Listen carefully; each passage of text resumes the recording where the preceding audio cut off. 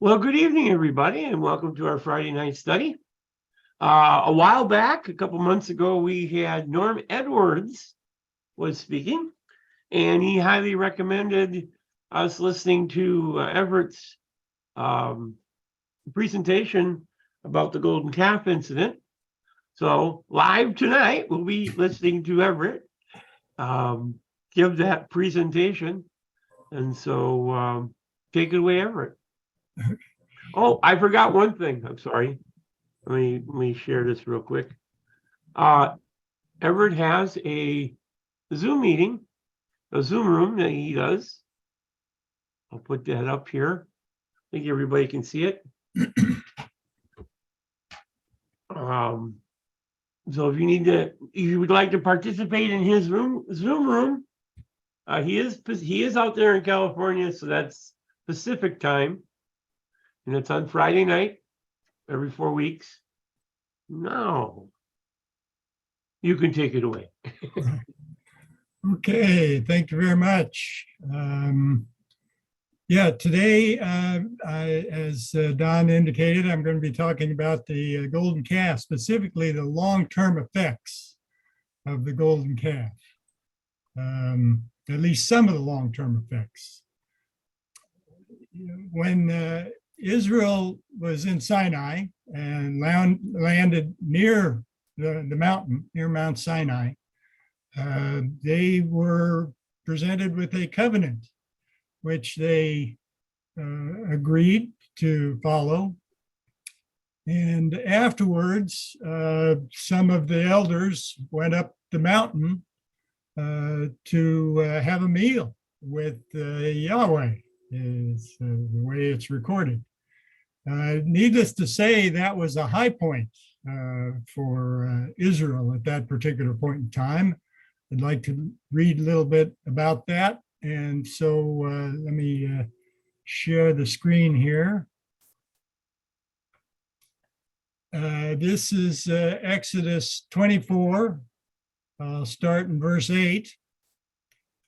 This is right at the end of the confirmation of that covenant at Sinai. Moses took the blood, sprinkled it. Let's see. Got to get rid of that. Sprinkled it on the people and said, "This is the blood of the covenant, which the Eternal has made with you according to all these words." Then Moses went up, also Aaron, Nadab, and Abihu, and 70 of the elders of Israel. And they saw the God of Israel. And there was under his feet, as it were, a paved work of sapphire stone, and it was like the very heavens in its clarity. And on the nobles of the children of Israel, he did not lay his hand. So they saw God, and they ate and they drank. That must is undoubtedly something that they could tell their grandkids about. That big high point for Israel.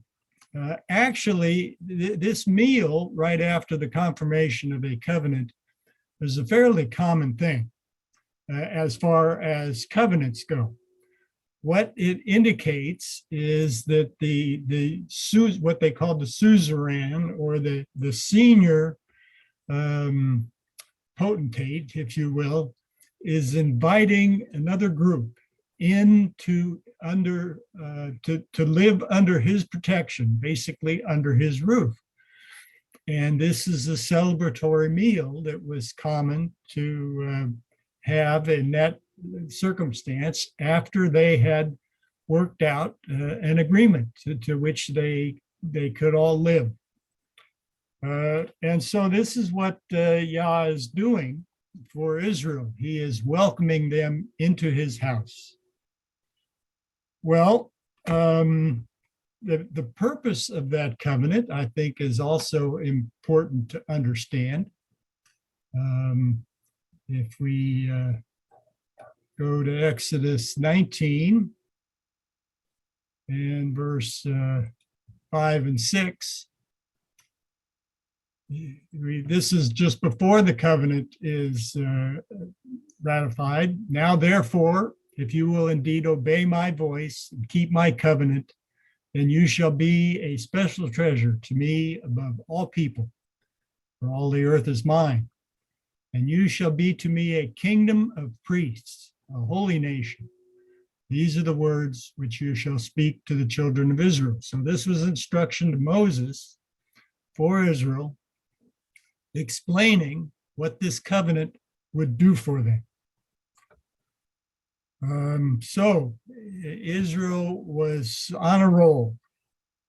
But unfortunately, we have a problem, because while Moses went up the mountain and was there with Yah for 40 days and 40 nights, Israel was sort of left on their own. Well, Aaron was there, Hur was there to, answer any questions. But for some reason or other, that was not enough, because they made themselves a golden calf. In verse 7, and the Eternal said to Moses, go, get down, for your people, whom you brought out of the land of Egypt, have corrupted themselves. Well, now that's a change, isn't it? They have turned aside quickly out of the way which I commanded them. They have made themselves a molded calf and worshiped it, sacrificed to it, and said, this is your God, O Israel, that brought you out of the land of Egypt. Verse 10, now therefore, let me alone, that my wrath may burn hot against them, and I may consume them, and I will make of you a great nation. At this point in time, they have just been disowned. They are no longer Yah's people, no longer welcome in his house. And even though the covenant that they just signed, he promised to protect them, he's about to destroy them. It's a totally different approach, a totally different relationship between what they had just entered into and what they had just created for themselves. Now, if you go on and continue in this chapter 32, it seems that Yah sort of shrugs his shoulders after a while and just kind of ignores it and goes on. And the episode is all over. We've all forgotten. Well, if you go to Deuteronomy, you get a little bit of a different story. And I think it's a more complete story of what's going on with Israel. Let's see, in Deuteronomy 9 and verse 16, this is Moses' account of what happened when he came down the mountain. And I looked, and behold, you had sinned against Eternal your God, had made for yourselves a molded calf. You'd turned aside quickly from the way which Eternal had commanded you. And I took the 2 tablets and threw them out of my 2 hands and broke them before your eyes. I've not been able to find any documentation one way or another, but it seems to me that Moses is basically saying that you have just trashed that covenant that was recorded on those tablets, and it is worthless. You have ruined the relationship.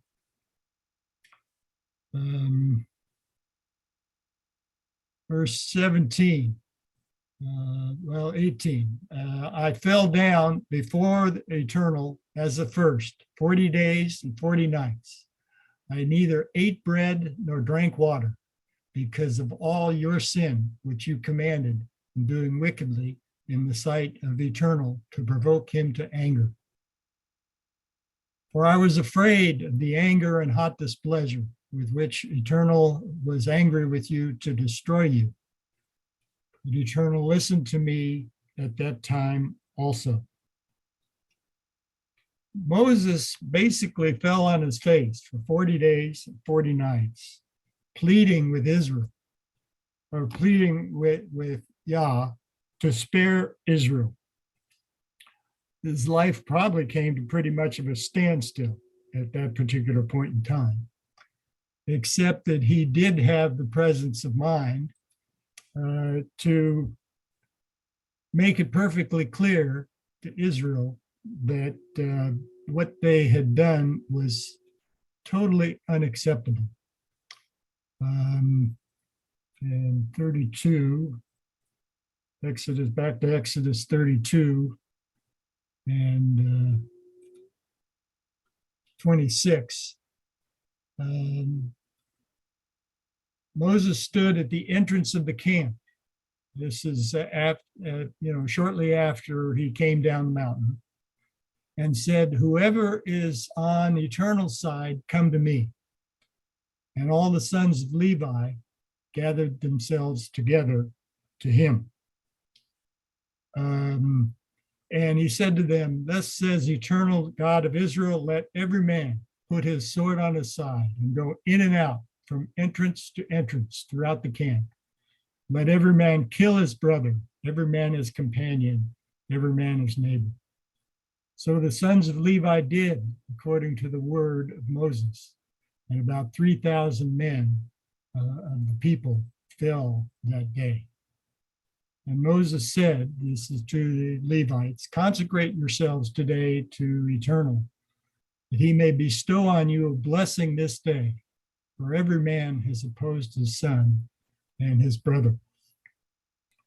So Levi stood with Israel with Moses rather, to clean house after this episode. Again, it doesn't say, but we assume that they probably know who the perpetrators were, who the force behind this golden calf was, and likely they, set about eliminating those people. Well, that was good. That Moses fasted for a whole 40 days and 40 nights. And that probably happened early in the time. So Yah was not being easily convinced. As a matter of fact, Moses' relationship with Yah seemed to change after this particular point in time as well, at least physically. Because what Moses did is he had to go outside the camp himself to communicate with Yah, which had not happened before. In Exodus 33 and verse 7, Moses took his tent and pitched it outside the camp, far from the camp, and called it the tabernacle of meeting. And it came to pass that everyone who sought eternal went out to the tabernacle of meeting, which was outside the camp. So even Moses was affected by this, because Yah was basically chased out of the camp, did not want to be around these people, lest he do something rash, to say the least.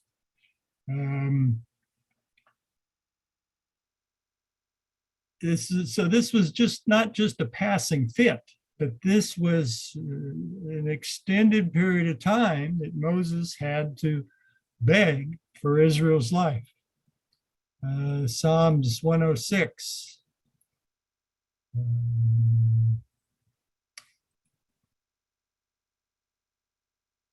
Has something to say about this as well.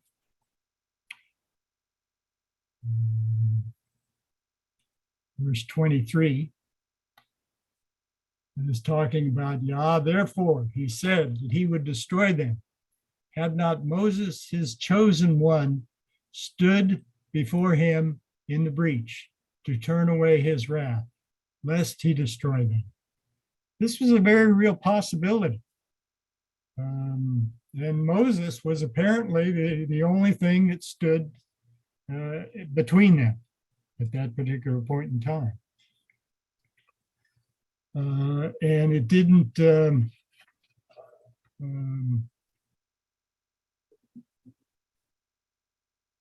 change right away. It wasn't corrected immediately. Yah didn't just shrug his shoulders and ignore that situation. As a matter of fact, 40 days plus later, Moses went back up the mountain to get a replacement set of tablets. And he is still pleading for Israel's life and relationship with Yah. Exodus 34 and verse 9. Then he said, if now I have found grace in your sight, O Eternal, let my Lord, I pray, go among us, even though we are a stiff-necked people. Pardon our iniquity and our sin, and take us as your inheritance. So he's still pleading for Israel. It's not a done deal. On this second trip, at least 40 days later, up the mountain. Notice the response. And Yah said, behold, I make a covenant before all your people. I will do marvels such as have not been done in all the earth, nor in any nation. And all the people among whom you are shall see the work of Eternal, for it is an awesome thing that I will do with you. So they're still not, they're not Yah's people. They're people among whom you are, among your people, Moses. Now he says he's going to make a covenant here. That's actually an active participle. And there are a number of translations that say making a covenant. What Yah is doing at this point in time while he's thinking the situation over is he's making a covenant. Well, following this, he mentions all sorts of stipulations and things that they need to do. But those are pretty much all in the Sinai covenant, in the covenant that they had already agreed to. And down in verse 27, he sort of summarizes the situation that he's telling Moses to write those stipulations that he just repeated. And Eternal said to Moses, write these words, for according to the tenor of these words, I have made a covenant with you and with Israel. Now, what covenant was that? Well, it tells us in the next verse. So he was there with the Eternal for 40 days and 40 nights. He neither ate bread nor drank water, and he wrote on the tablets the words of the covenant, the 10 Commandments. Well, that was the covenant that they had just made. Just as he said, according to the tenor of these words, I have made a covenant with you. I think what's going on here is he's reminding Israel of what they had agreed to already and expecting them to live up to those standards, live up to that understanding and to what they had agreed to. Well, so what covenant is he making? Well, before we go there, I'd like to go and look at some other things that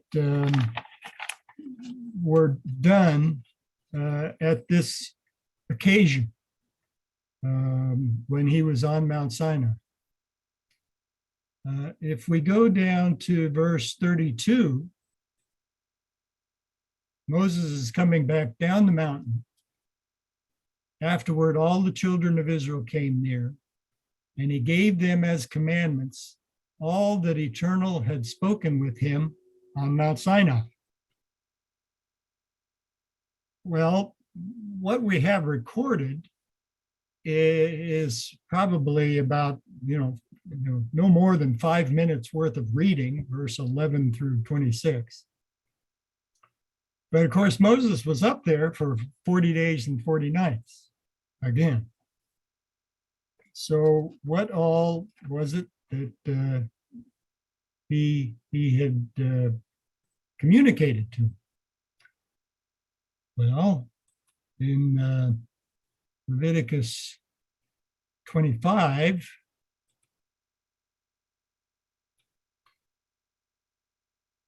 it talks about additional stipulations, including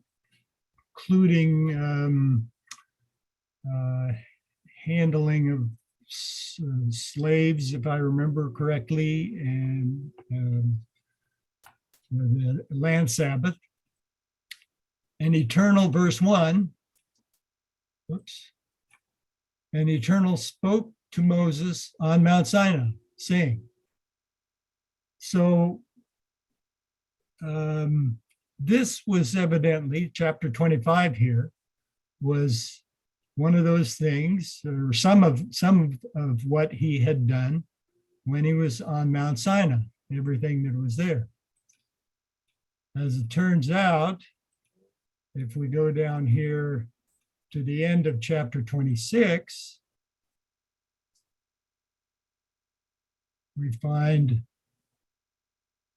these are the statutes and judgments and laws which Eternal made between himself and the children of Israel on Mount Sinai by the hand of Moses.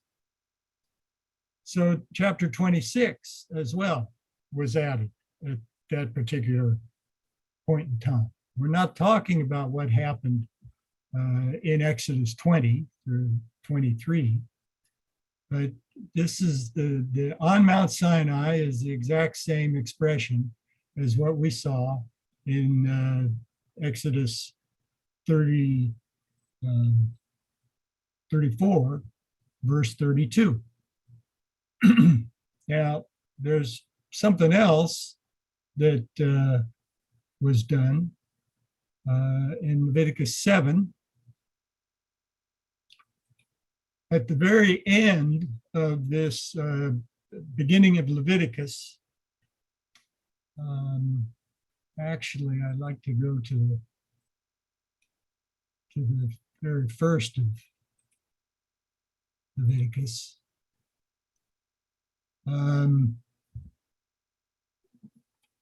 Leviticus starts off, now the Eternal called to Moses and spoke to him from the tabernacle of meeting, saying. The tabernacle of meeting was also the name of Moses' tent that he put outside the camp. It was also called the tabernacle of meeting. So the tabernacle itself was probably not completed by this time. So this is the tent that we're talking about. Then if we go back to chapter 7, and verse 37, this is at the end of all the various sacrifices and offerings that are reviewed in the beginning of the chapter. We find that this is the law of the burnt offering, the grain offering, sin offering, trespass offering, consecrations, and the sacrifice of the peace offering, which Eternal commanded Moses on Mount Sinai, on the day when he commanded the children of Israel to offer their offerings to the Eternal in the wilderness of Sinai. Now, I think most of us know that sacrifice and offering is not a real high priority with the Creator. It's not something that he desires. David told us that.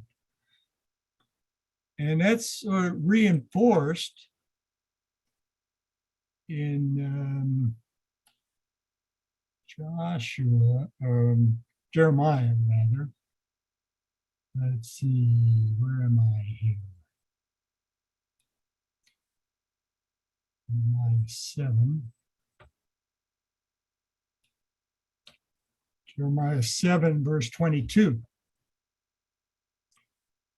For I did not speak to your fathers or command them in the day that I brought them out of the land of Egypt concerning burnt offerings or sacrifices.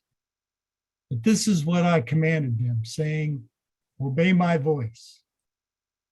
Does that sound familiar? We read that in Exodus 19. Obey my voice and keep my covenant to be a nation of priests to me. So this is what I commanded them, saying, obey my voice, and I will be your God, and you shall be my people, and walk in all the ways that I've commanded you, that it may be well with you. Yet they did not obey or incline their ear, but followed the counsels and dictates of their evil hearts, and went backward and not forward. Since the day that your fathers came out of the land of Egypt until this day, I've even sent to you all my servants, the prophets, daily, rising up early and sending them. So, needless to say, I think the golden calf qualifies as going backward and not forward. And it was evidently the straw that broke the camel's back that then prompted the Eternal to begin to require sacrifices and offerings on a regular basis that they had not been required before that time. It was not planned at all. In the covenant at Sinai that they had signed, they were allowed to make their own altars and allowed to offer offerings themselves to Yah. It was not required on any kind of daily basis at all.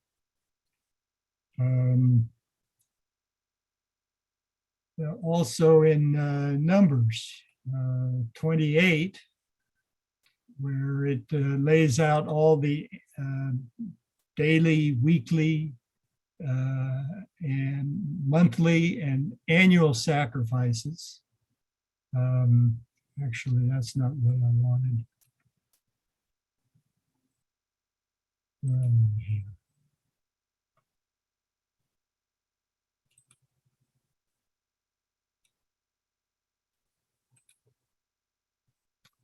Yeah, Deuteronomy 28 and verse 6.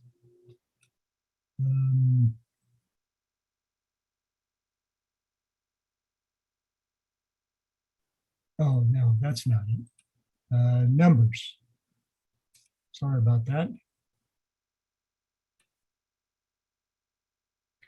Numbers 28 and 29 contain all these,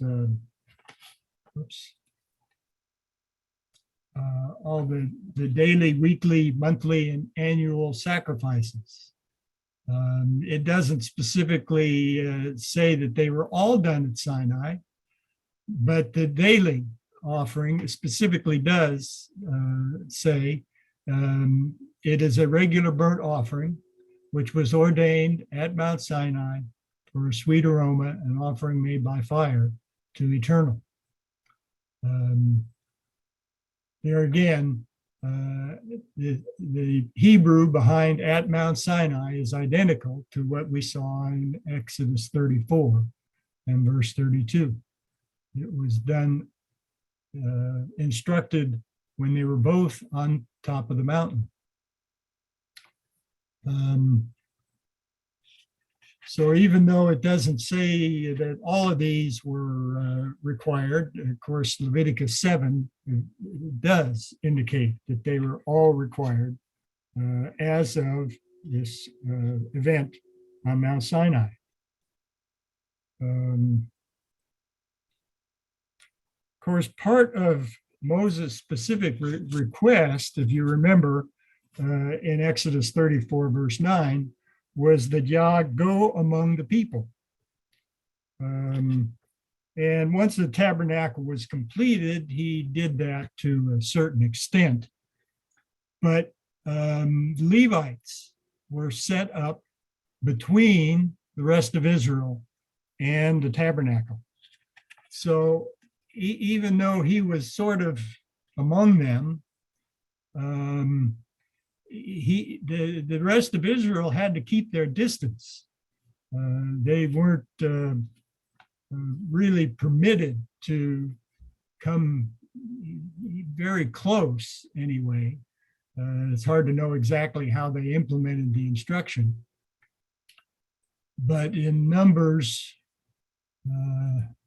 chapter 1 and verse 1, the tabernacle, of course, was completed or built, began to be consecrated on the first day of the first month, the second year, in Sinai area after leaving Egypt. And Numbers then is the first day of the second month, the first month. So this is a month later. Now Eternal spoke to Moses in the wilderness of Sinai in the tabernacle meeting on the first day of the second month in the second year after they'd come out of the land of Egypt. And if we go down here to verse 53, the instruction is, but the Levites shall camp around the tabernacle of the testimony, that there may be no wrath in the congregation of the children of Israel. And the Levites shall keep charge of the tabernacle of the testimony. Just for fun, verse 52 as well has bearing. The children of Israel shall pitch their tents, everyone by his own camp, everyone by his own standard, according to their armies. Actually, I wanted to go back to 51. And when the tabernacle is to go forward, the Levites shall take it down. When the tabernacle is to be set up, the Levites shall set it up. The outsider who comes near shall be put to death. The outsider it's talking about there is any other tribe of Israel. The Levites set it up, take it down. Anybody else is coming near is to be put to death. At least that was the instruction. Fortunately, they seemed to get that right anyway, if nothing else. So Yah wanted a buffer between him and the rest of Israel. It's not just he still wanted to keep his distance from Israel.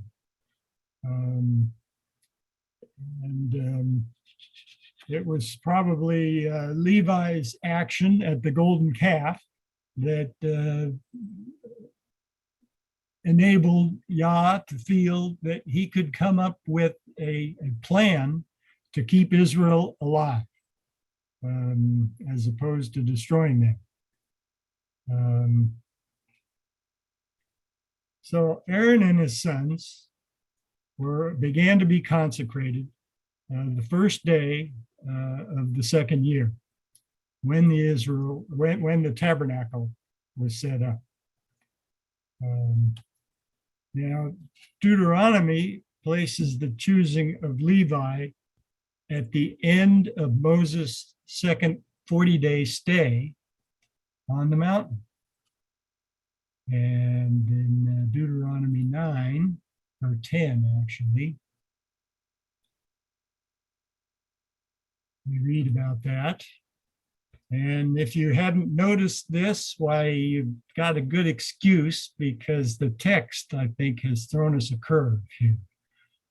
And verse 5, this is Moses talking about, when I turned and came down from the mountain put the tablets in the ark, which I had made, and there they are, just as Eternal commanded me. Now the children of Israel journeyed from the wells of Beni Bacan, Jachan, to Masra, where Aaron died and where he was buried. Eleazar, his son, ministered as priest in his stead. From there, they journeyed to Gudgodah, and from Gudgodah to Jotbatha, a land of rivers.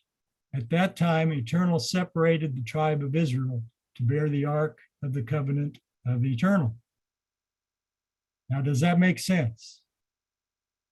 Here, Israel, or the tribe of Levi, set up the tabernacle, took down the tabernacle, and carried it out when they left Sinai. And here it's saying that Israel was chosen after they camped in all these places after leaving Sinai. Well, I don't think that makes any sense, even though my translation and the New King James kind of links this whole area together. But it's only verse 6 and 7 that it, for some reason or other, is included at this particular point in time, that talk about camps that Israel set up long after they left Sinai. Well, if you take those two verses out, you have a perfectly logical flow. Moses came down the mountain, put the tablets in the ark, which he'd made, and there they are, as Eternal commanded me. At that time, Eternal separated the tribe of Levi to bear the ark of the covenant of Eternal, to stand before Eternal, to minister to him, to bless in his name to this day. It's not talking about the time of these later camps, long after they left Sinai. Aaron was consecrated very beginning of the second year. The Levites were added to him the next month, and they had obviously been chosen at that particular point in time. But this is being specific, connecting up the care, the bearing and the care of the ark with Moses putting the tablets in the ark. So he put the tablets in the ark and needed somebody to, supervise it, to keep an eye on it. And that job was given to Levi at that time. This is shortly after he came down the mountain with the second set of tablets. It was about that time, whether it was still on the mountain or when he came down later. It's 6 of one, half a dozen of the other, but that's about the time when Levi was separated to care for the ark. Now we need to remember that Israel was camped around Sinai for almost a year. The covenant, the Sinai covenant, had been confirmed probably about a week after their arrival at the base of the mountain in Exodus 19 and 20. And there was also all the judgments that Moses received when he was apparently at the base of the mountain, not on top of the mountain. And as well, he received additional instruction besides what he brought down from the mountain in Exodus 34. So he brought down what Eternal had spoken with him on Sinai. And when Moses had finished speaking with them, he put the veil on his face because his face shone at that time. But whenever Moses went before Eternal to speak with him, that's when he went into that his tent of meeting, his tent that he set up far outside the camp. He would take off the veil until he came out. And he would come out and speak to the children of Israel, whatever he had been commanded. So Moses received additional instruction at the base of the mountain, besides what he had received up on top of the mountain.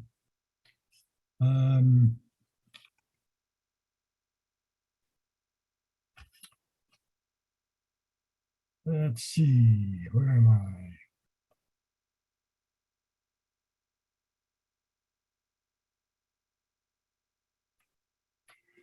And there again, it's probably in this tent where he received that instruction in the first 7 chapters of,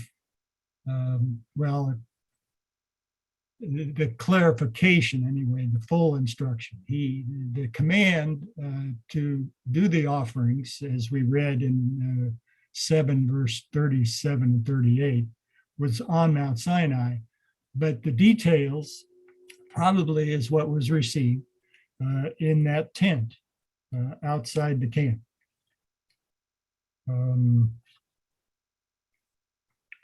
Now, it's not real easy to determine the sequence of events in Leviticus and Numbers necessarily.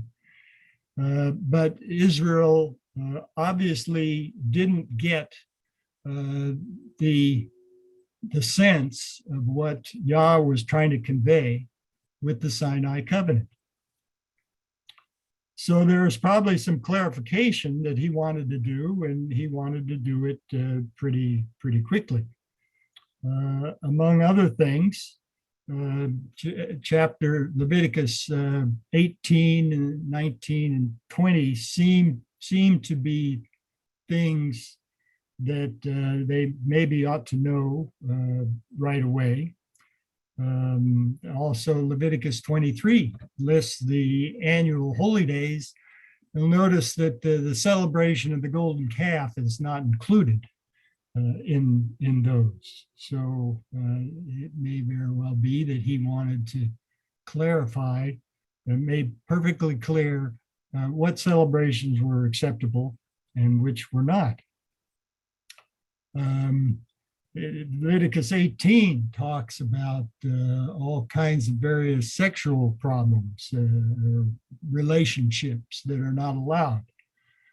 Well, one of the things it talks about at the golden calf is that they sat down to eat and rose up to play. Well, that word for play has sexual connotations with it. It's the same word that is used when Isaac was sporting with his wife. So there's some instruction that was probably given. Of course, we're also told about the clean and unclean food in Leviticus 11, making perfectly clear what it was that they could eat and what was not to be eaten. So he's clarifying certain things throughout Leviticus that maybe they should have known, but just to make extra special sure, he's giving additional instruction. So anyway, the time comes, and it's time to move on. And we find out about that in Deuteronomy chapter 1.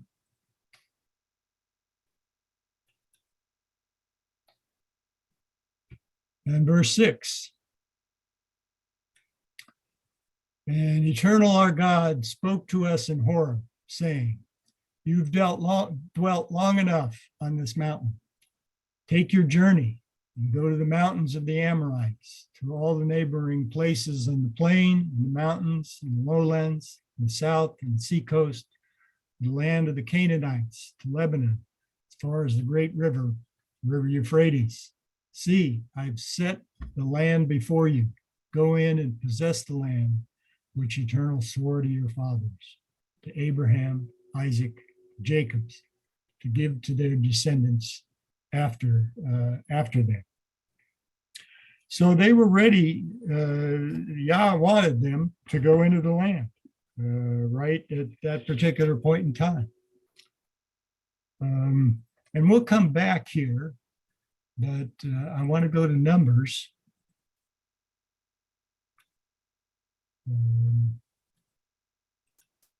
11. Because this is after they left Sinai.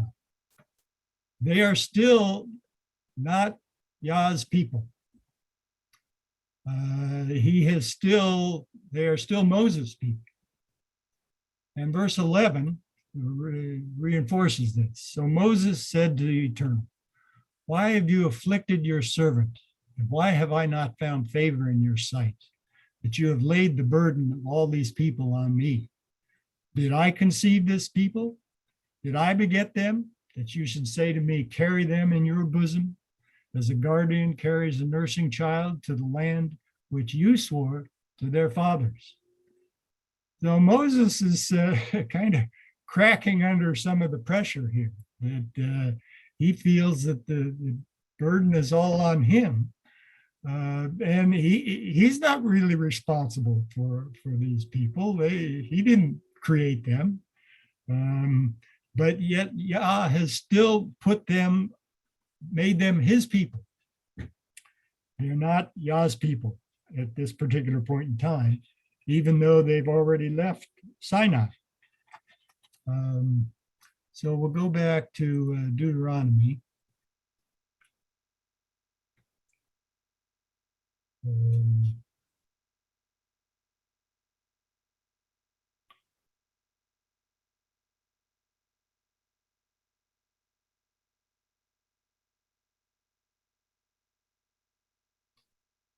Let's see.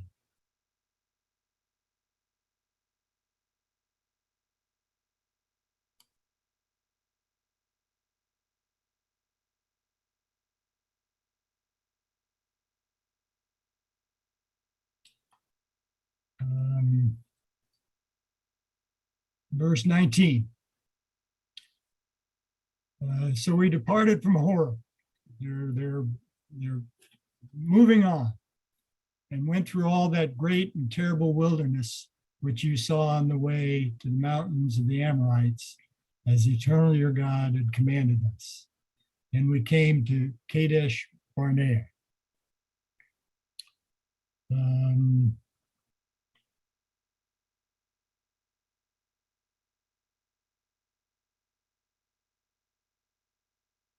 Let's see.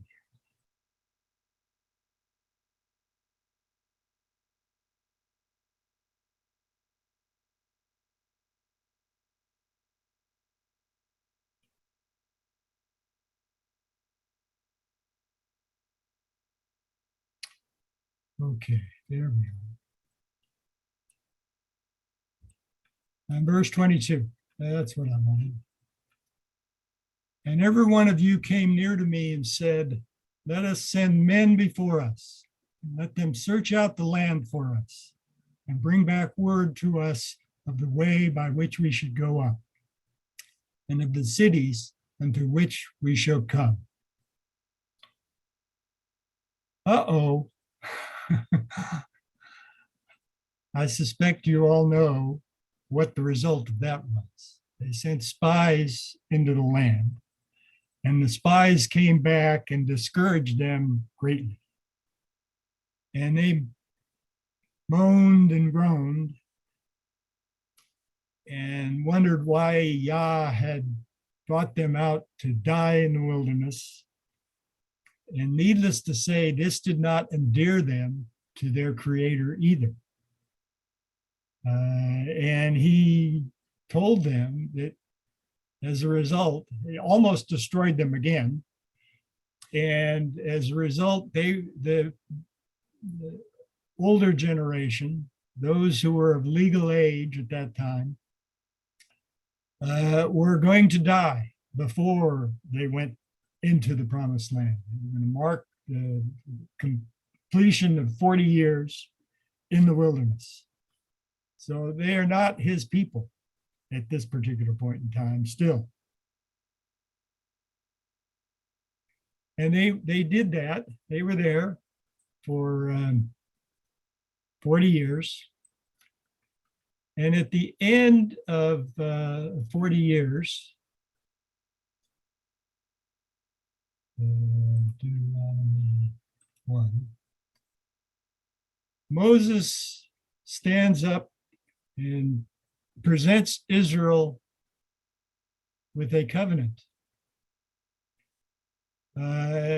Specifically, well, we'll see how this plays out. Whoops. These are the words which Moses spoke to all Israel on this side of the Jordan in the wilderness, in the plain opposite Suth, between Paran, Tupful, Laban, Ezroth, and Zahab. So what Deuteronomy is it basically is presented as a speech from Moses to Israel just before he's about to die, actually, and telling them how to conduct themselves in the land of Israel. Verse 3, now it came to pass in the 40th year, in the 11th month, on the first day of the month, that Moses spoke to the children of Israel according to all that Eternal had given him as commandments to them. Verse 5, on this side of the Jordan, in the land of Moab, Moses began to explain this law, saying, and there again, this is presented as a speech from Moses to Israel.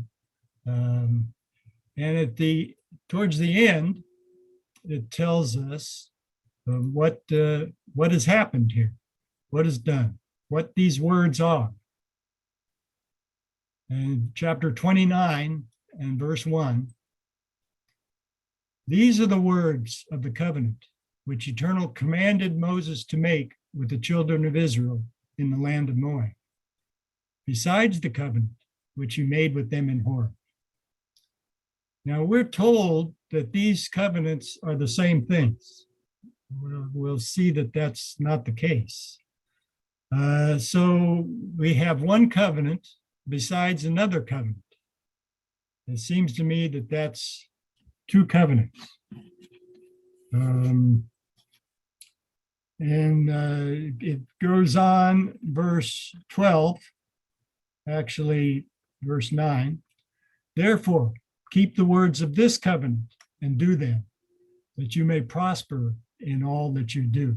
In verse 12, that you may enter into covenant with Eternal your God and into his oath, which Eternal your God makes with you today, that he may establish you today as a people for himself, and that he may be God to you, just as he has spoken to you, just as he has sworn to your fathers, Abraham, Isaac, and Jacob.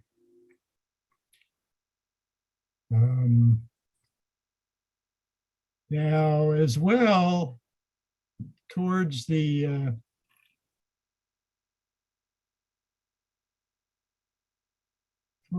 end of this speech in chapter 27,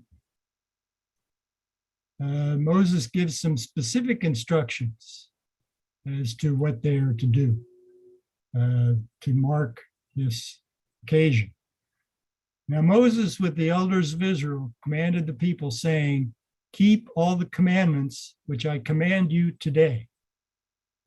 And it shall be on the day when you cross over the Jordan to the land which Eternal your God is giving you, that you shall set up for yourselves large stones whitewash them with lime, basically lime them with lime is what that literally says, is used as a sort of a plaster.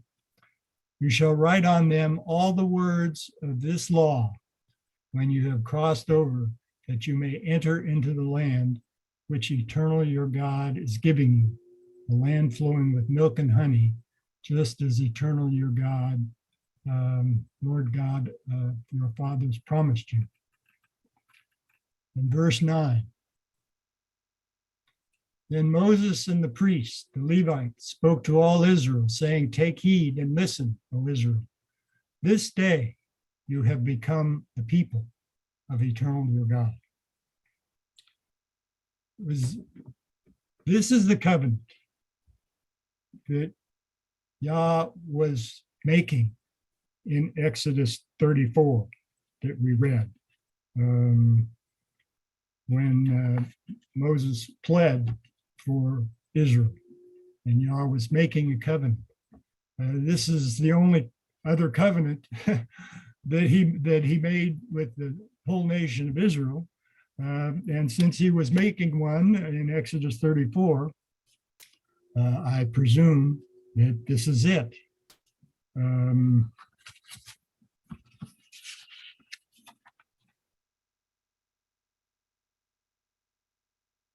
If you remember, I said, well, yeah, I trust you remember.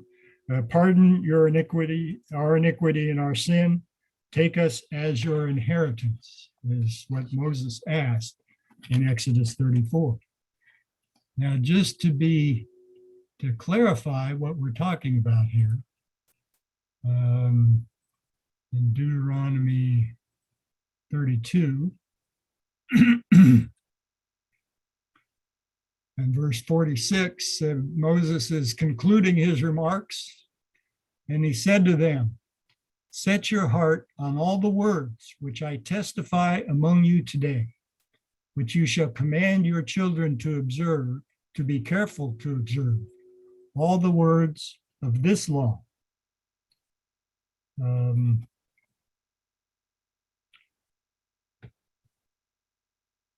So Moses commanded Joshua to write these on stones when they went into the promised land. What Moses had presented to them that day, somewhere in the text of Deuteronomy. So in Joshua 8 and verse 30, we find that Joshua did that. Now Joshua built an altar to eternal God of Israel in Mount Ebal, as Moses, the servant of eternal, had commanded the children of Israel, as it is written in the book of the law of Moses, an altar of whole stones over which no man has wielded an iron tool. And they offered on it burnt offerings to eternal and sacrificed peace offerings. So as it was written in the book of Deuteronomy, as Moses commanded the children of Israel, and specified specifically in chapter 27 to build an altar on which no iron tool has been laid or used. Verse 32, and there in the presence of the children of Israel, he wrote on the stones a copy of the law of Moses, which he had written.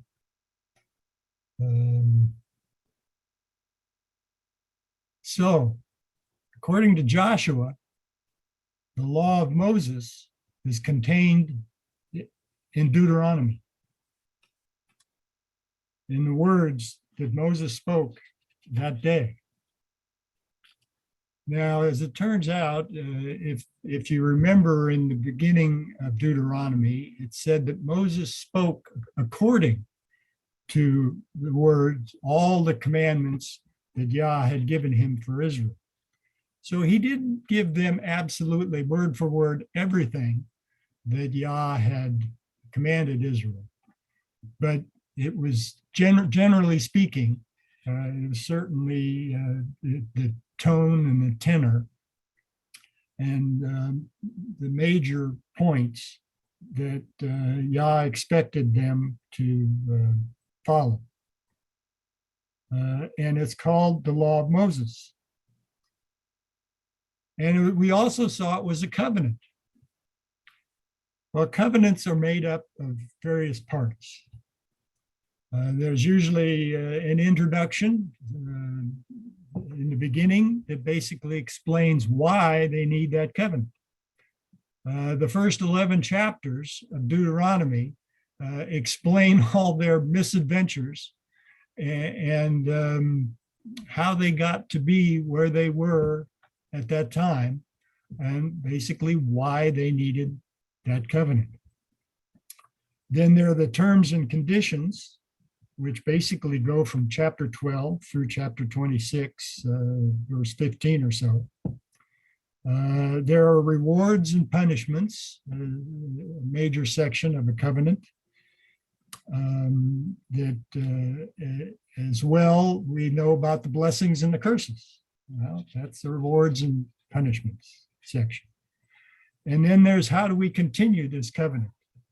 And I think it's in verse 29 as well. It tells them that they're supposed to read it every 7 years at the Feast of Tabernacles. And it applies to their children as well as to them. Now, it's called the Law of Moses. As it turns out,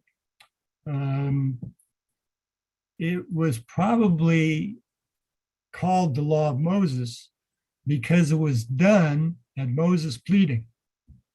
In Exodus 34, verse 10, that we read, in the Septuagint, this is what it says. And Eternal said to Moses, behold, I establish a covenant for thee in the presence of all thy people. I will do glorious things which have not been done in all the earth or in any nation. And all the people among whom you are shall see the works of the Eternal, that they are wonderful, which I will do for you, for thee.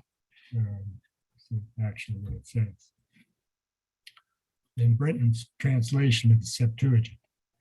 So this covenant was made at Moses' request. It couldn't be made part of the Sinai covenant because covenants are very serious things. And as it turns out, Galatians 3 reinforces this.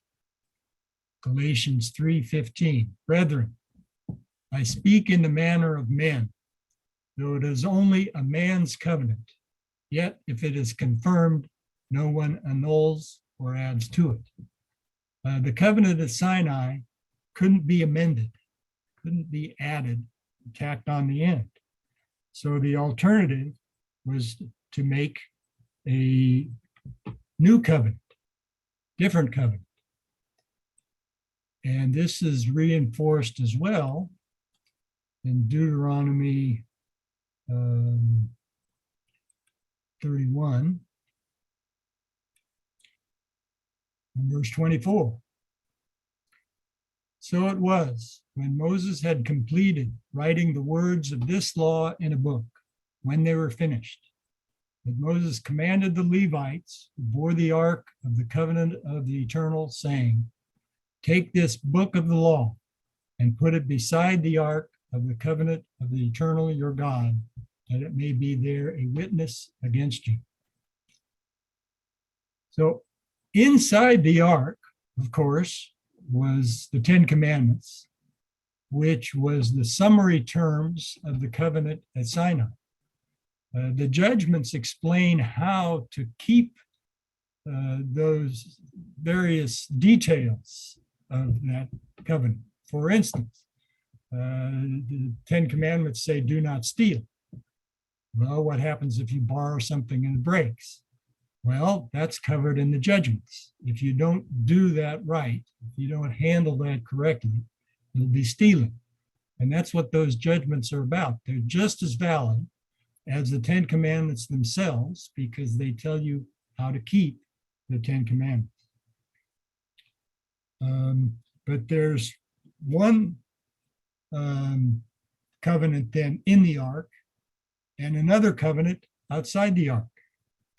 His covenant, Yah's covenant, is in the ark. Fundamentally, Yah's way is in the ark. The instruction that he put together for Israel at the behest of Moses is outside the ark. Well, what was the purpose of that? Well, rather than taking my word for it,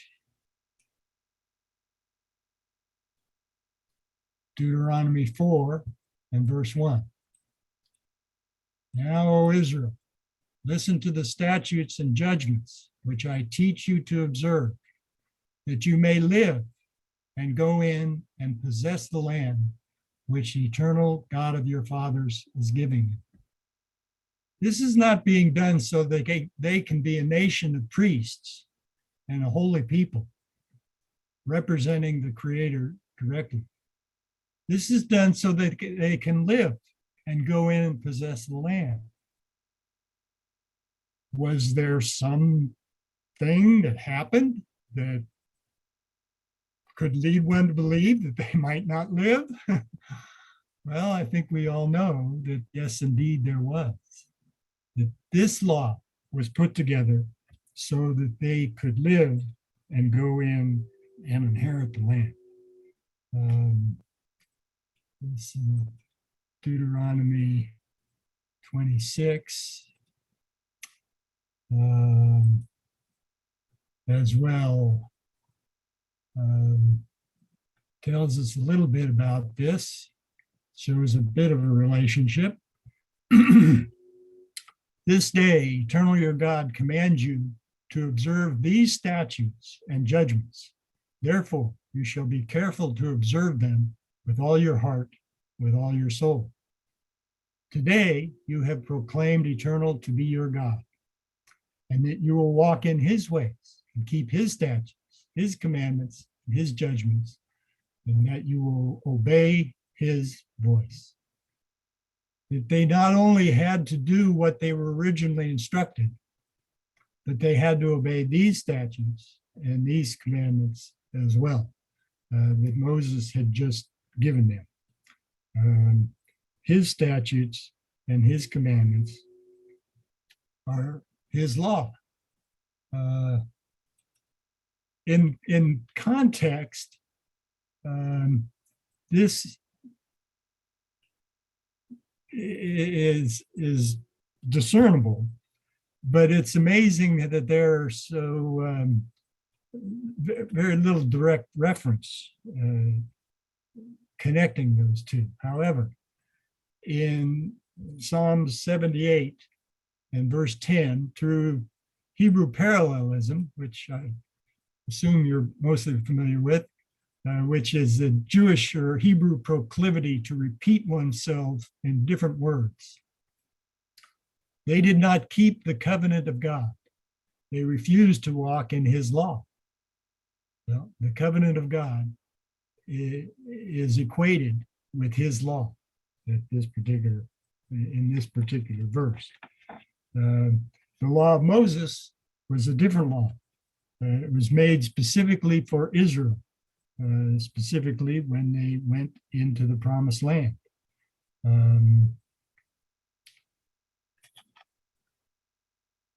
It set up and established the Levitical system.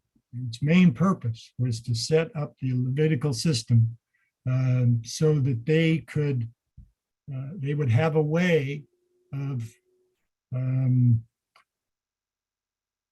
receiving pardon and forgiveness for what for the sin that they would commit. In Exodus 20,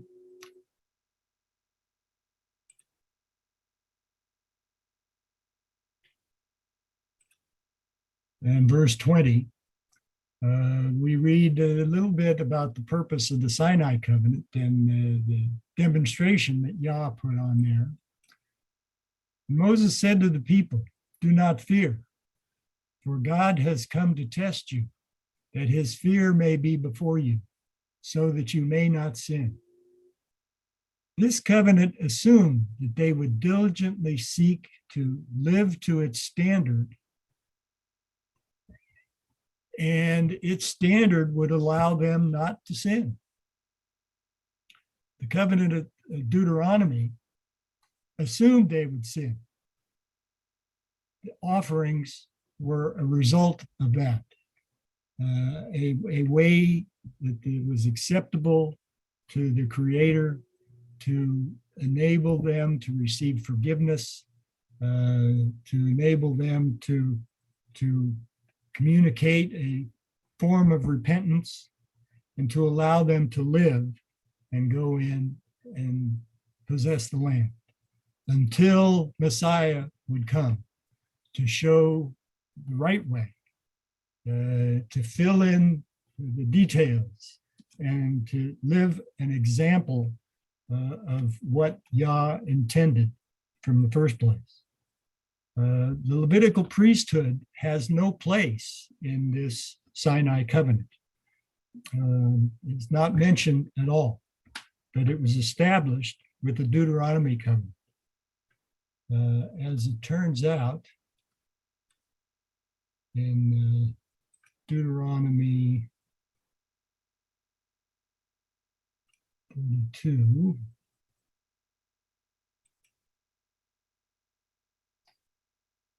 after Moses had told them to observe all the words of this law, verse 48, then Eternal spoke to Moses that very same day, saying, "Go up this mountain of the Abarim, Mount Nebo, which is in the land of Moab, across from Jericho. View the land of Canaan, which I give to the children of Israel as possession, and die on the mountain which you ascend. Be gathered to your people, just as Aaron, your brother, died on Mount Hor and was gathered to his people." So Moses was taken out of the line of authority. The high priest became the official representative of Yah on earth, and Israel shortly went into the promised land. The Levitical priesthood was a plan B. It was not what the Creator originally intended. There, in the instruction, besides what was specifically to the Levitical system, a lot of detail was filled in about how we ought to live our lives in this day and time. What was given in Deuteronomy, Leviticus, Exodus, Numbers, and Deuteronomy, is not to be ignored. It's not of no value at all. It is a consultant, an opportunity to consult and to better understand God's approach, including his mercy in bending his rules to allow Israel to live and go in and inherit the land. But we need to understand the difference. Yeshua taught what was from the beginning was important. And certainly that is true. We need to make sure that we align ourselves with the original instruction as much as possible. And also with the added instruction as it can apply to individuals in this day and time. It needs to be truly internalized and examined very carefully. You can't read it like you read the rest of the instruction in Scripture. It's got to be examined very carefully and very slowly to dig out of it all the nuggets and the gems that are available. But if we don't understand the importance of it and the fact that that was intended to be Israel's entire instruction, what was contained through Exodus 20 through 23. Now we need the rest of that, the rest of the Torah, if you will, because we are so far removed from their day and time that we, don't understand many things that they should have, and hopefully, well, many things that they did or should have. And we need the rest of Torah to understand that. But specifically, the instruction at Sinai was what was what Abraham had. As it turns out, First Chronicles 16.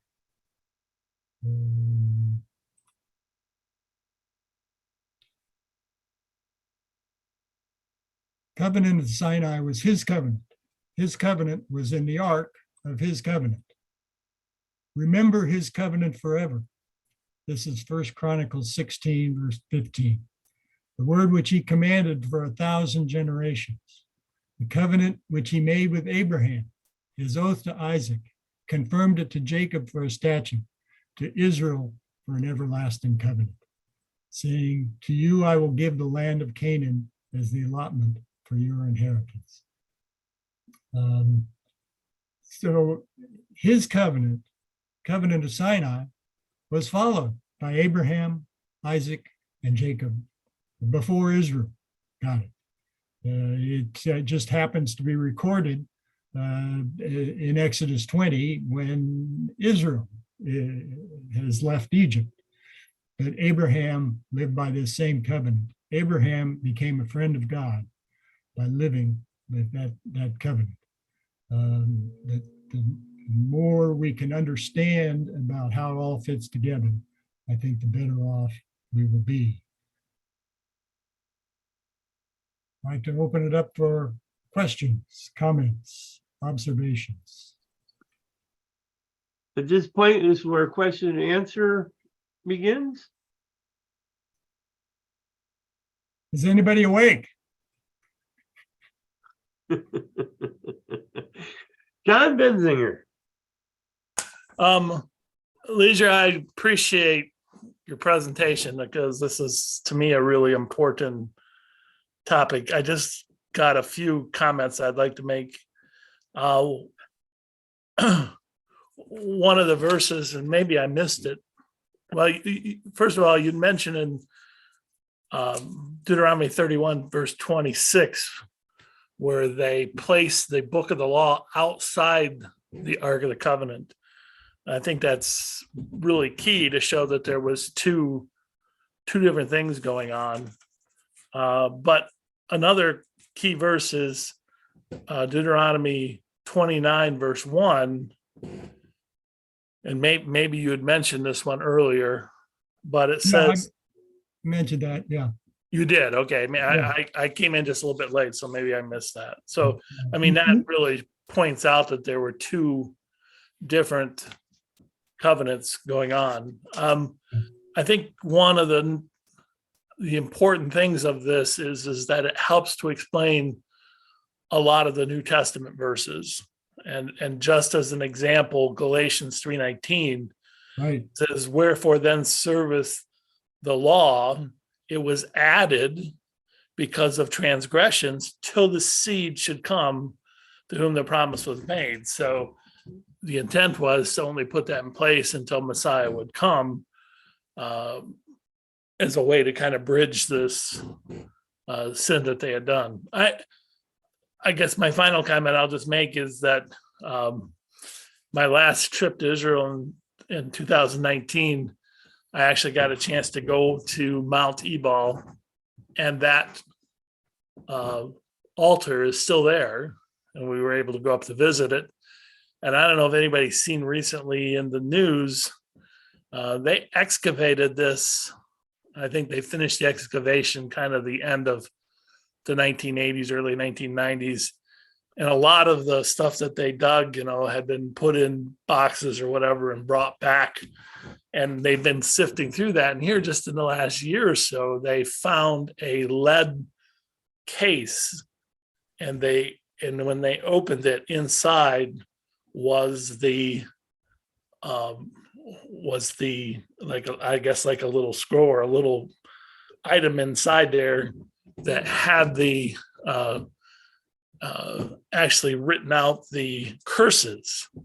And so when you remember, you had Mount Gerizim and Mount Ebal. The curses was the Mount Ebal. The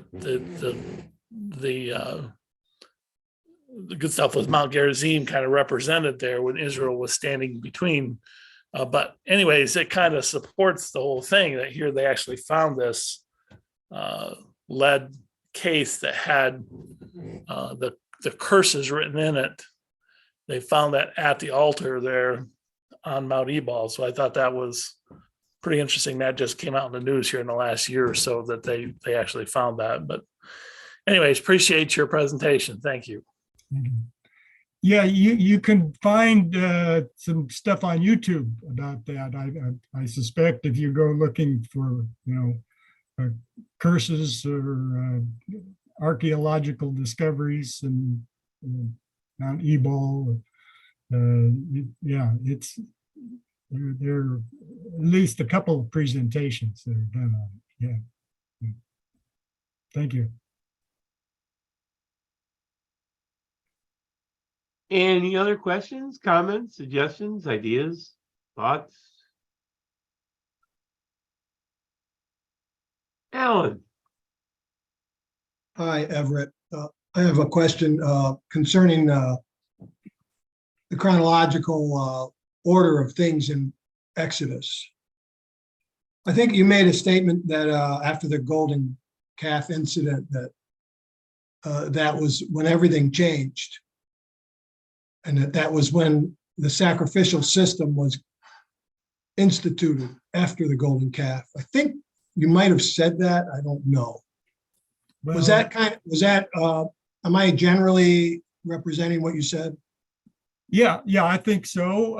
It came about after it was the catalyst that I think caused the creator to redo things. Okay, so you're saying the book of Leviticus came along after the golden calf? Yes. All right. Yeah, verse chapter 1, verse 1 talks about Yah speaking to Moses in the tabernacle of meeting.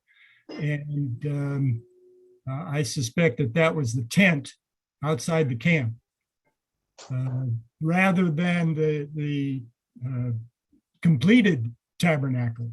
But what he was telling them is he was giving detail on the offerings, the sacrifices that would have to be offered once the full tabernacle was completed. Yeah, well, my question was this. If there was no sacrificial system really operating under the Sinai covenant, why do we find the construction, all the details of the construction of the tabernacle several chapters earlier before the golden calf? Timing with ancient Hebrews is not the way we usually do things. They have a different sense of timing. A fellow by the name of Little John wrote an article in the Bible Illustrator, I think it was, quite a few years ago. But basically what he said is they connect things by relationship rather than by ticks on a clock, his word. Okay. So we can't really read the book of Exodus the way it's laid out for us as though it would be chronological. That's right. You have to be careful of that. Yes. Yeah, and I've noticed that in the past as well in different sections. Things seem to be out of sync with the the story flow kind Yeah. of. Yeah. So you find in chapter 25, all the details being given. And yet the golden calf has not yet occurred. Right. Yeah. So it's kind of, it can throw you a little bit if you don't realize that, yeah, it is not chronologically laid out. Right. Yeah. Yeah. And if if you let me come back sooner or later, I'll go through all of the evidence that points to the golden calf or the tabernacle instructions being given when Moses is in that tent outside the camp, Okay. including Jewish sources that acknowledge that. So I got one more question. Moses' face was glowing, so he put a veil on. He would go into the tent and he would take the veil off. Then he would come out and put the veil on again and speak to the people, the instructions. Yeah. How long did that go on? That did not go on for 40 years. No, well, we're not told how long that went on. Obviously, it didn't go on forever. He didn't die with a tent over his head or veil over his head. Yeah, I don't know. I've not heard any speculation as to how long that went on. Maybe it only went on as long as the book of Leviticus was being given. Well, it could be. It could be that it went on until Moses was firmly established that he was Yah's representative and nobody else was. In Exodus 19, Yah apparently is trying to set up the whole nation as his representatives, in which case there would be a level playing field. That even though Yah was working through Moses, he didn't necessarily have authority over everybody or anybody else. But that changed with the glowing of his face. Yeah. So maybe it's safe to say that there was this tent that he pitched outside the camp was no longer operational after the tabernacle was erected. There would have been no use for it really as in that purpose anyway. So it was just a very temporary measure. Yes, Because the tabernacle was built in the second year. I think you find that in Numbers chapter 7. Well, no, it was they began to consecrate it the first day of the first day of the second year. Yeah, you're right. Yeah. Okay. So that's what I'm gonna go with. I'm gonna go with that. That tent that he pitched outside the camp was probably no longer operational after the tabernacle was functioning. Right. I would assume that. Yes. All right. Yeah. Well. All right. Thank you, Everett.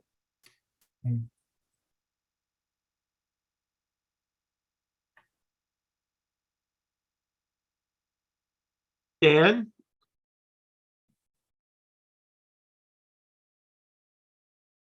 Yes, I have a question concerning the golden calf incident. This has puzzled me for quite a while. In the process of making the golden calf, I'll just read a couple of the verses to emphasize the point I'm making. Exodus 32:1, up, make us gods, which shall go before us. And then in verse 4, after it is made, I don't know who makes the statement, these be your gods, O Israel, which brought you out of the land of Egypt. That seems to imply, and I think most of us have assumed that this is representing an abandonment on Israel's part from the eternal. But verse 5 seems to be a non sequitur statement. And when Aaron saw it, the golden calf, I assume, he built an altar before it, and Aaron made proclamation and said, tomorrow is the feast of the eternal. And it's always puzzled me why, after the golden calf was made, a reference is made to the true God, because if the creation of the golden calf represents an abandonment on Israel's part, why did Aaron even refer to the eternal after that? That's always puzzled me. Maybe I'm making something out of nothing, but that always has seemed to be a little bit of a non sequitur series of events. I don't know if you have an answer for that or not. I'll stand by and listen. I'm done. Yeah. No, I don't think I really have a real clear answer, except for the fact that they didn't think that they were changing gods, but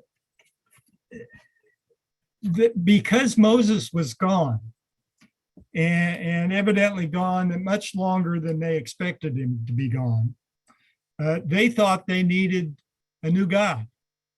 Now it says gods, but I think the Hebrew can just as easily indicate a singular regal being as opposed to plural beings.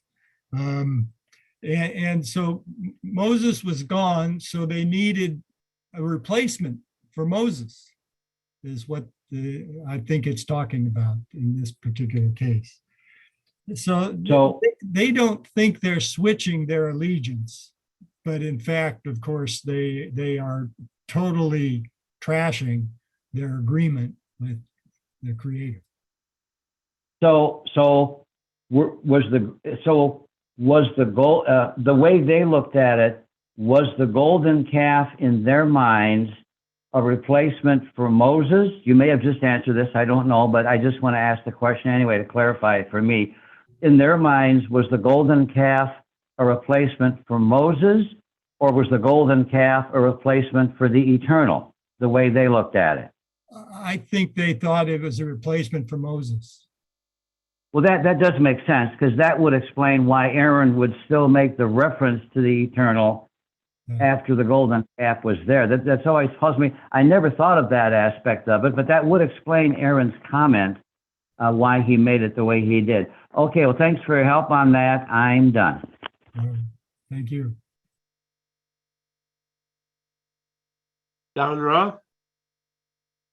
I just wanted to confirm the fact that things in the book of Genesis and Exodus are out of order.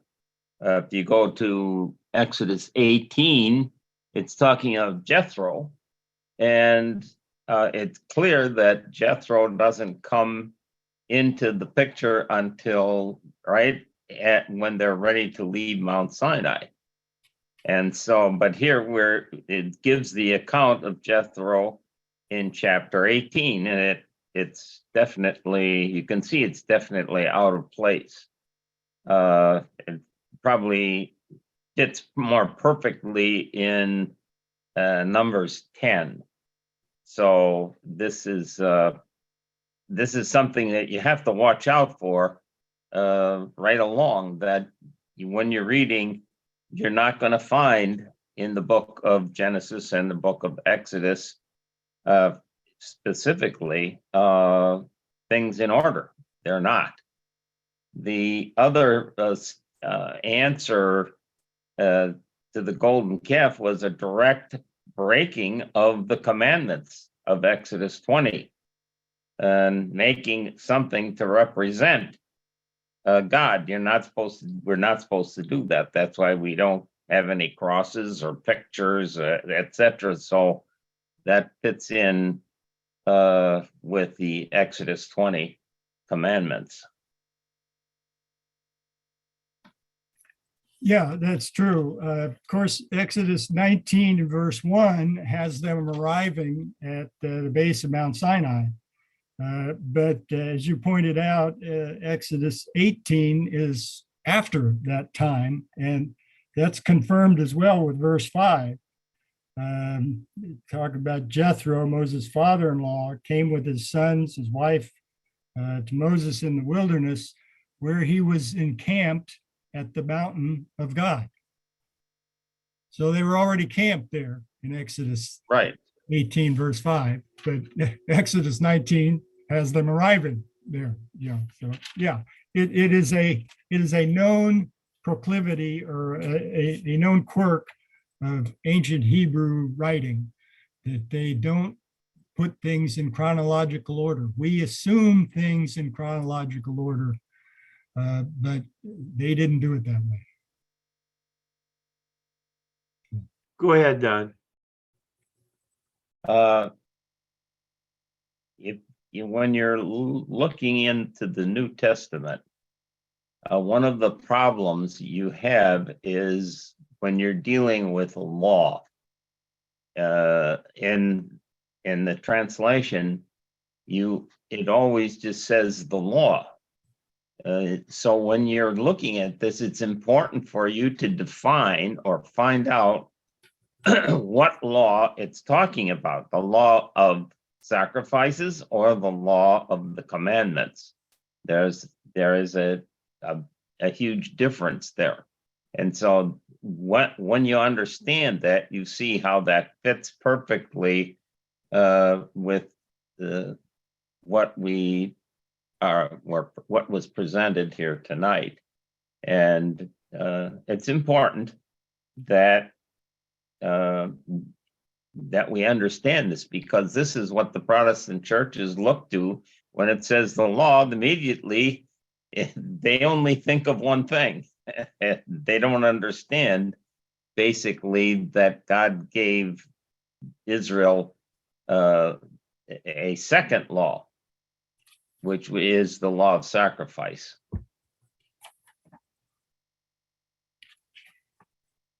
Yeah, specifically in Malachi 4, verse 4, sort of illustrates a problem.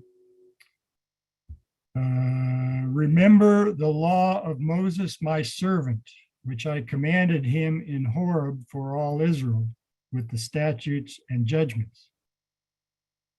Well, the law of Moses, we read in Joshua, was specifically Deuteronomy. Commanded him in Horeb. The vast majority, the great bulk of the instruction came either on the mountain or in that tent outside the camp. But it wasn't confirmed until just before they went into the promised land. Consequently, everybody says, well, the law was given in Sinai. Well, it was, but it wasn't done in Exodus 20 or 24. It was in Exodus 34 and beyond, but it wasn't confirmed until just before they went into the promised land. Now, that doesn't give us reason to throw the law away. The law was added because of transgressions till Messiah should come. Well, it's when Messiah came, not when he left. The Christianity or traditional Christianity tries to tell us, well, he did it away when he died, and crucified. No, it's when he came. He had the authority to speak as Messiah, in which case he was the prophet that Moses, prophesied about.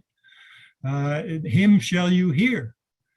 And whatever changes he thought ought to be made were made at his instruction, not at his death, although his death definitely changed things as well. But that specifically was with regard to the sacrificial system. But as far as the instruction, how you live your life, that's what he came to set the example for. So he was the authority as soon as he began to speak as Messiah. The law was until Messiah. When Messiah came, Messiah became the authority. That didn't do away with the law. That just meant the Messiah's word was authoritative above anything else, for what that's worth. Maybe that clarifies. But the law was given at Sinai, but it wasn't in Exodus 20.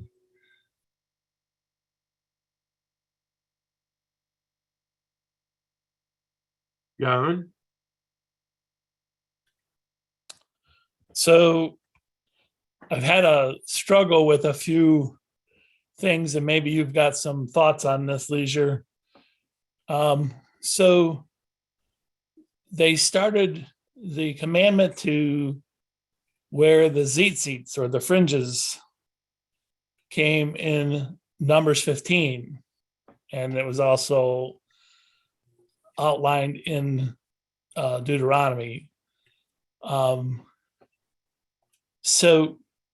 But then we see with Messiah, he talks about the Pharisees wearing tzitzits that were extra long to kind of bring attention to themselves. He doesn't say that you shouldn't wear tzitzits. He's just saying that they do it in a bad method. Right. So what are your thoughts on commandments like that? Because those were not part, Abraham didn't wear tzitzits that I'm aware of. Right. Neither did Adam and Eve. Right. Well, yeah. So what are your thoughts on commandments similar to that? Well, the purpose of tzitzits is to remind people to do what they ought to be doing, to keep his law, his instruction. If that works, great. If it doesn't work, well, what's the purpose? If you're keeping his law as well, what's the purpose of the reminder? But if we have a problem, keeping his law, we ought to find something that works for us. Personally, I think we need to develop a very close relationship with our Creator, that we seek to understand his instruction. We look at it carefully on a regular basis.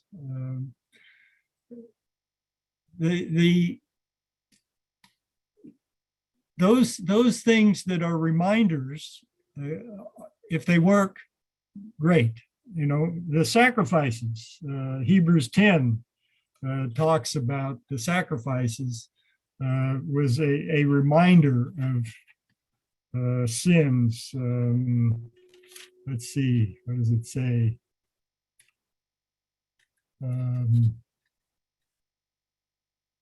Well, my eye doesn't fall on it. But the purpose or what we should be striving for is to live to the standard of our Creator. And whatever makes that work, stick with it. Well, I think most Christians would say, well, we have the Holy Spirit now, and that would bring to reminders, so you don't need to wear tzitzits. But then I would argue Messiah himself wore tzitzits. So, Yeah. And they would argue, well, that's because he was still under the law of Moses. Well, I think, like you said, I think he's restoring the covenant. So then why would he need tzitzits? Well, of course, it was tradition in that time. That's probably another thing that people would say, that if he weren't wearing tzitzits in that day and age, he would have been subject to a lot of derision, I think. That's true, but in other ways, he kind of went against the norms as well. So Yeah. I agree, Yeah. though. Yeah.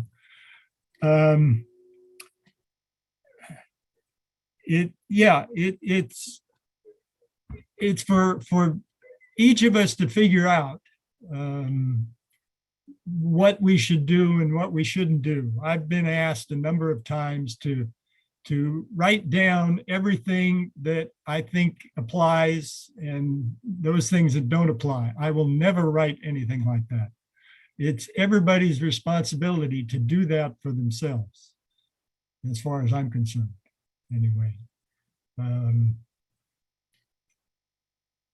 The Zeet issue is an emotional issue with a lot of people. It's a hot button. Hopefully we're in a forum that will deal with hot issues calmly. I think we are. I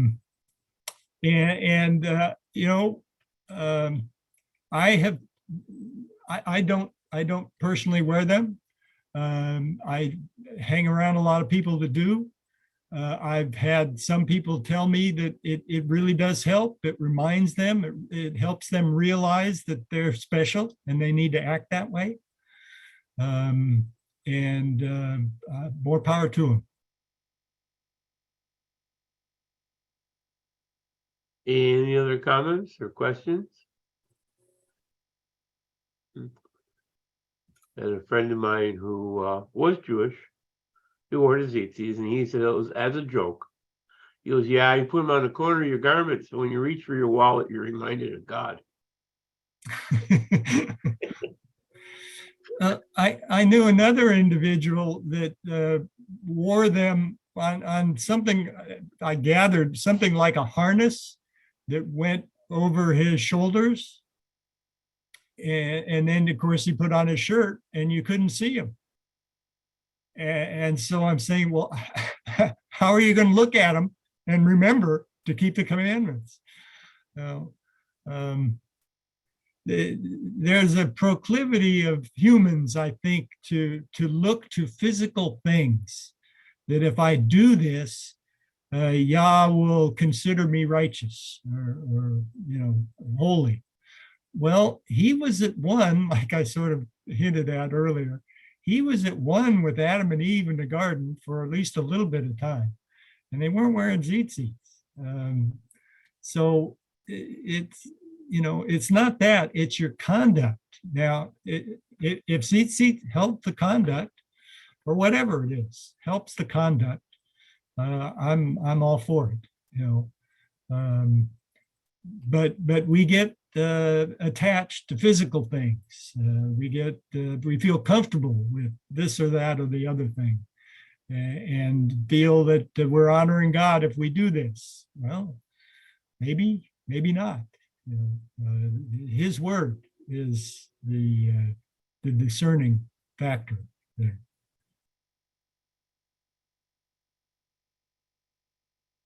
Any other comments, questions, thoughts, ideas? Stan? Yeah, in my own mind, I just want to clarify, and I'm not even sure what the word is that you spoke, and I don't even know if I can repeat it correctly. It sounded to me, well, are we talking about the blue tassels? Right, yeah, tzitzits, yeah. Okay. And I know once I attended a feast with a Hebraic group, and many of the men wore them. They never implied that I should wear them. So they were, I don't want to, maybe gracious enough not to demand that I do it. They probably took the viewpoint, this is what we do. If for some reason you don't do it, that's fine with us. I'm interesting. I've been thinking about a scripture that David said, which we repeat a lot, when he said, "Oh, how love I thy law," and thinking about it a little bit. And as people will tell you, sometimes I have a tendency to overanalyze. But I was thinking about it, and David didn't simply say, "Oh, how know I thy law." He said, "Oh, how love I thy law," and I think there's a big difference between the two. Just as somewhere in the New Testament, and I wish I could find these verses on command, I cannot, a statement is made by, I think it's Paul, I'm not sure, about people who did not receive a love of the truth. And he didn't say they didn't receive the truth. Maybe I'm overanalyzing. He said they didn't receive a love of the truth. So I don't know if these points are me trying to read between the lines when I shouldn't, or if I'm onto something, but those ideas have seemed to come to the forefront of my mind in recent times. I'm done. In Psalms, it always talks about your law. It never talks about the law. And as we read in Psalms 78:10,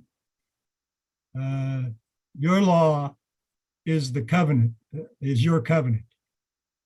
So that is specifically talking about the Ten Commandments when he's talking about your law. The law of Moses, interacts with that greatly. There's a lot of crossover between the two, but it's not his law. His law was in the ark. The law is outside the ark. And it's a little hard for us sometimes to realize that there are two different possibilities. One was from the beginning, and the other was not. So for what that's worth, yeah, Stan. Go ahead, Stan.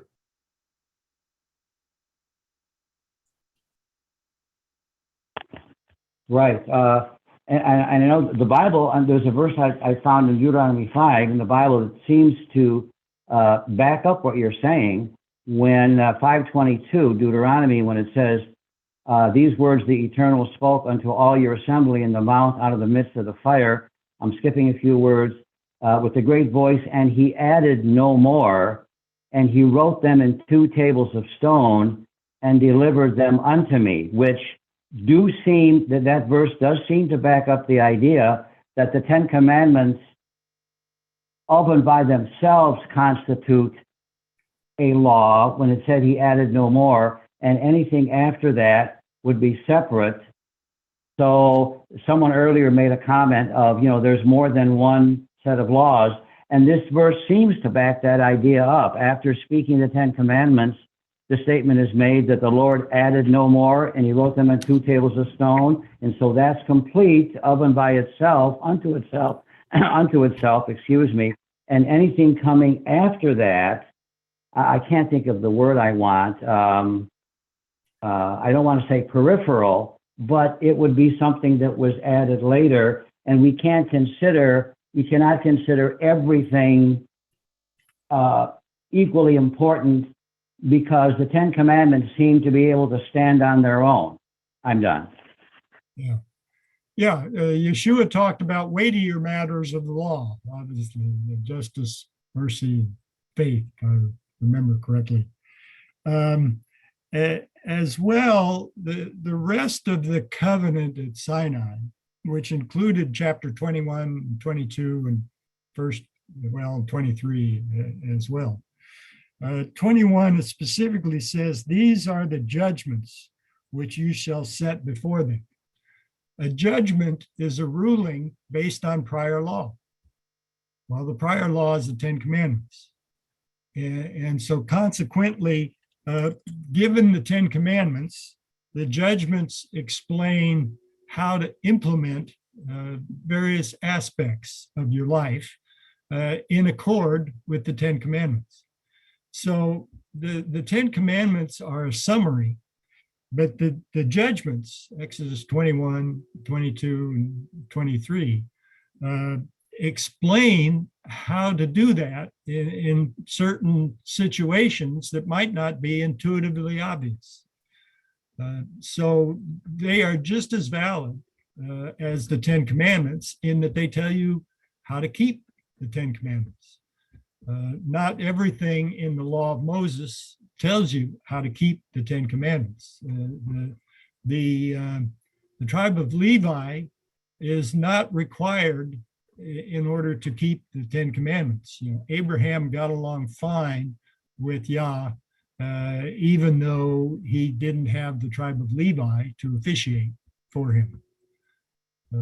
So, yeah, there is a difference, and I think it's important to know what it is. Yeah. Go ahead, John.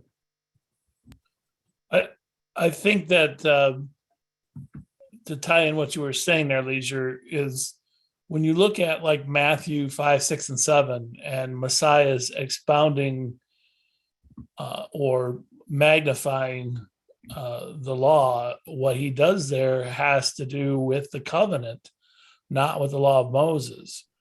Because, for instance, where he says, you have heard it said, eye for an eye, tooth for a tooth. Well, where have you heard that said before? And that goes to Exodus, I think it's 21, where it's talking about the law of the bondservant. And so that area there in Matthew 5, 6, 7, where he's expounding upon, is again expounding upon the covenant from Exodus 20 through 23. He's not necessarily expounding upon the law of Moses.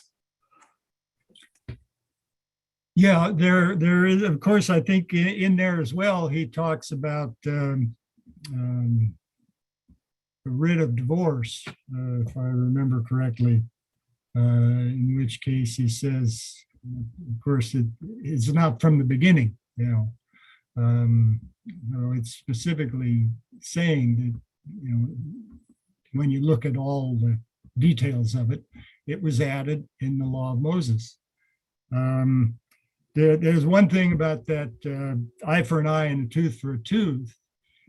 He seems to be contradicting what Exodus 21, verse 24 says.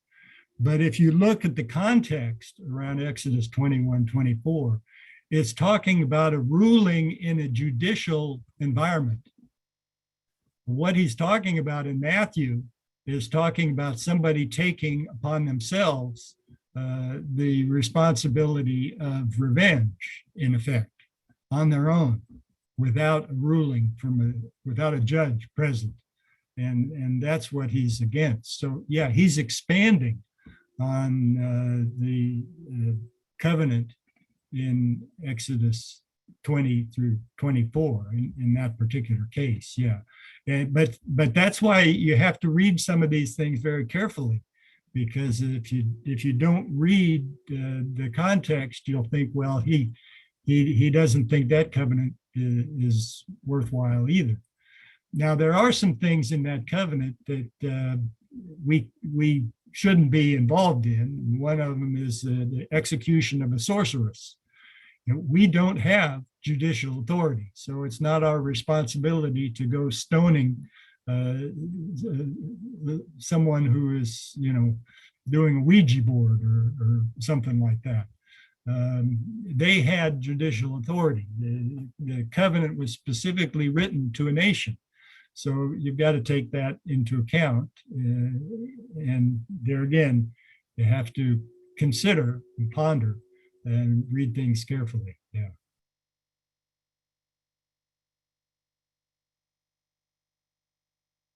Jerry?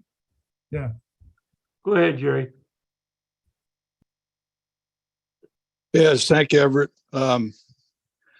I touched on the heart of the issue, to me, no pun intended, but I think the relationship that he wants is with us is the principal thing.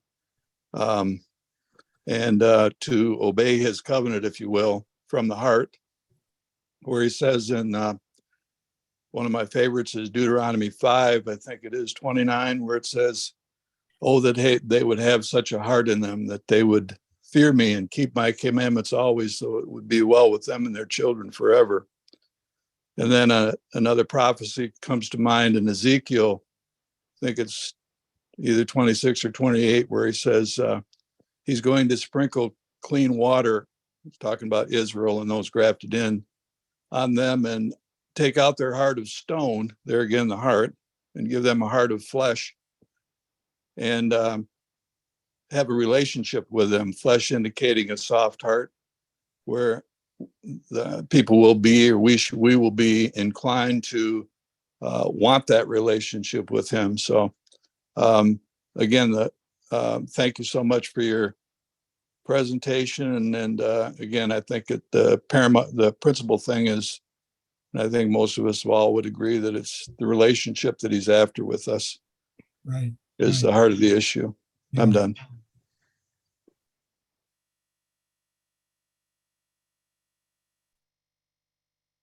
Dan?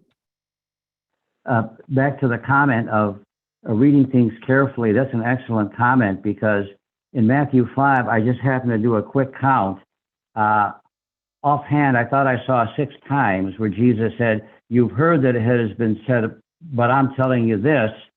And it's interesting, his statement in Matthew 5:17, before he starts any of that discussion, a memory verse, "Think not that I'm come to destroy the law of the prophets. I'm not come to destroy." It's almost as if Jesus is saying, now you better listen carefully, because if you don't listen, you're going to think that I'm destroying the law, but I'm not doing that, so don't even think that. And then he goes into his, I don't know what you want to call it, sermon or discussion, where 6 times he'll start out, "You've heard that it has been said, but I'm telling you this."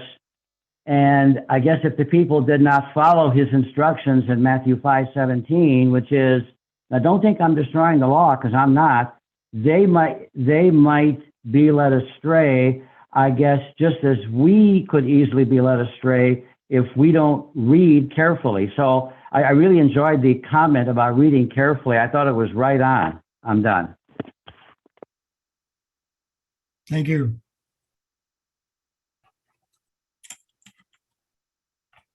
Any other comments, thoughts, ideas, suggestions, examples, scriptures, whatever?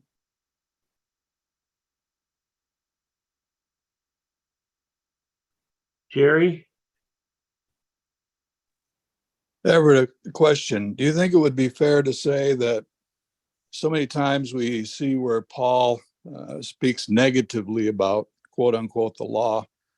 Do you think it would be fair to say that when, in a lot of cases anyway, if not most, when he's speaking negative about the law, that he's speaking about that law that was beside the ark and added because of transgressions?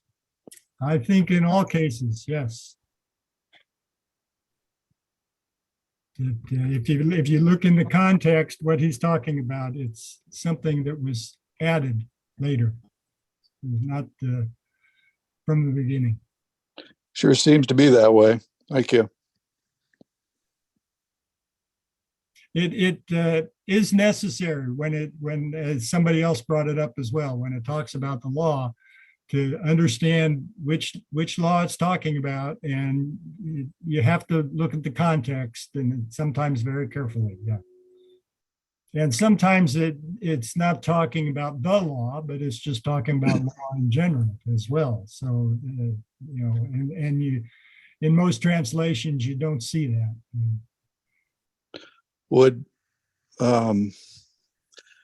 in Hebrews there, where it talks about the law is soon to vanish away, would that be also talking about that law that was added, that book of the law with the sacrificial system and all that? Yes. As well. Yes. So it's not the his law or his covenant that was inside the ark. It's talking about that Right. law that was added beside the ark. Yeah. That's another thing I may take a session or 2 on, is going through Hebrews, because when Hebrews talks about the law, it's talking about stuff in the covenant of Deuteronomy. Yes.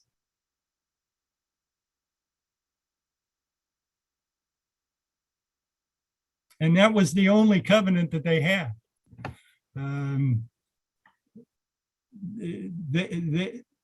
They had indeed trashed that covenant, and they were never restored to that covenant.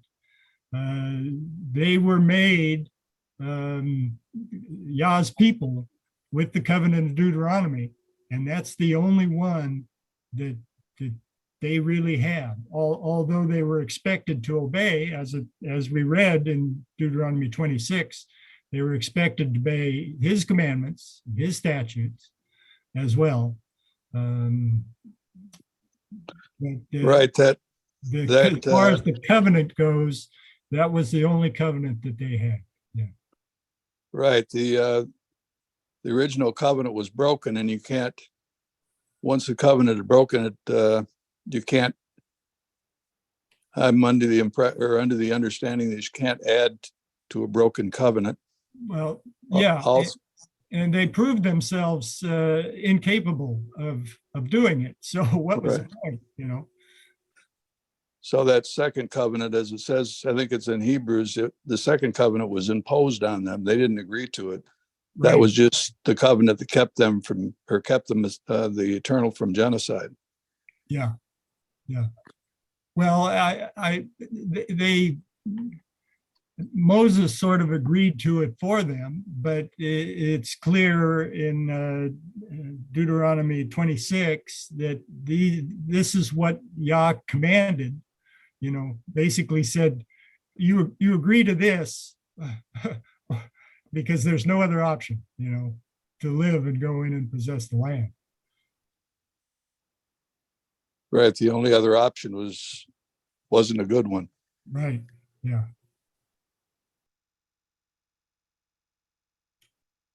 Now, Moses still lived by the original covenant, his covenant.